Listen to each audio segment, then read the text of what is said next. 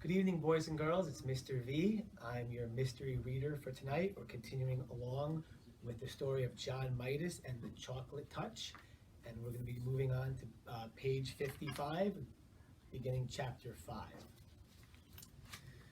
5. John hung up his coat, got his notebook and pencil out of his locker, and sat down at his small table just in time for the second bell when Miss Plimsoll walked silently into the classroom.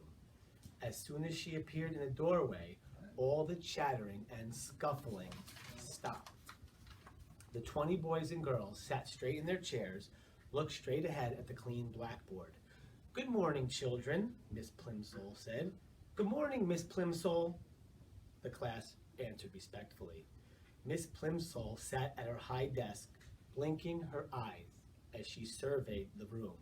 She then opened a little drawer in her desk, pulled out a spectacles case from which she took her reading glasses. She removed her long distance glasses, put on her short distance glasses, like this, snapped the spectacles case shut and replaced it in the drawer, shut the drawer, tilted her head forward so that she could look over the glasses on her nose, and said, "This morning, children, we are going to have an important test."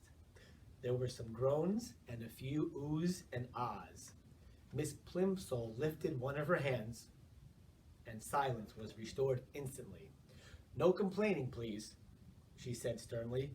"This test will show me how well you have been learning your arithmetic this year." That's a fancy word for math. "It will be a short one. I'm going to write just 4 problems on the board. I shall expect you to solve them all swiftly and accurately, and to write your answers neatly.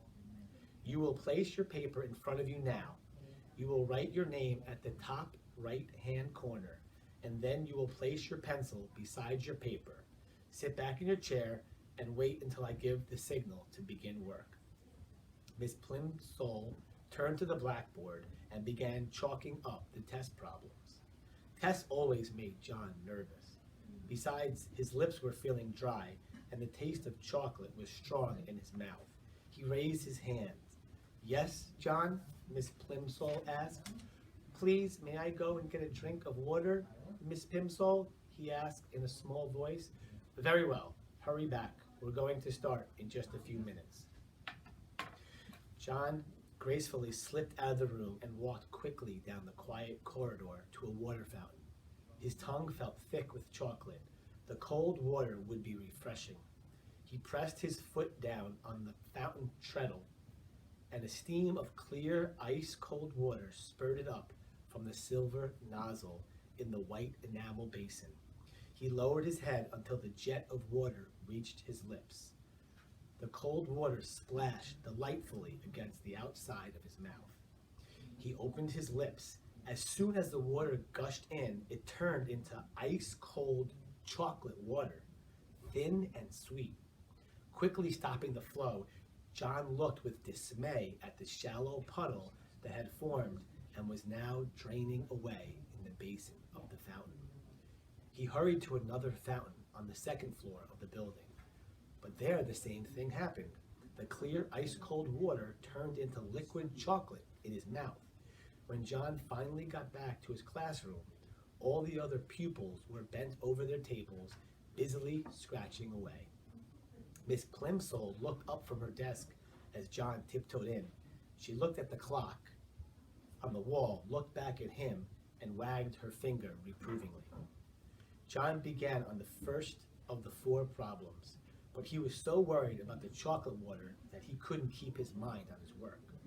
By the time he was ready to start the 4th problem, the other boys and girls were already putting down their pencils and straightening up and smiling at each other. 2 minutes to go," said Miss Plimsoll. Concentrating hard, John took the end of his pencil between his teeth and began to nibble it. It immediately turned to chocolate. Then he noticed an even more disturbing change. Although he had taken the pencil out of his mouth, as soon as the first piece of chocolate had crumbled off, the pencil was continuing to change to chocolate. The chocolate was slowly but steadily moving down the pencil, replacing the wood and the lead inside, changing it into a chocolate pencil before John's very eyes. The magic, for John now knew that his power must be magic, was apparently getting stronger. By the time the pencil had changed from red, yellow, and black to dark brown, Miss Plimsoll was announcing that only a few seconds remained in which to write down the final answer.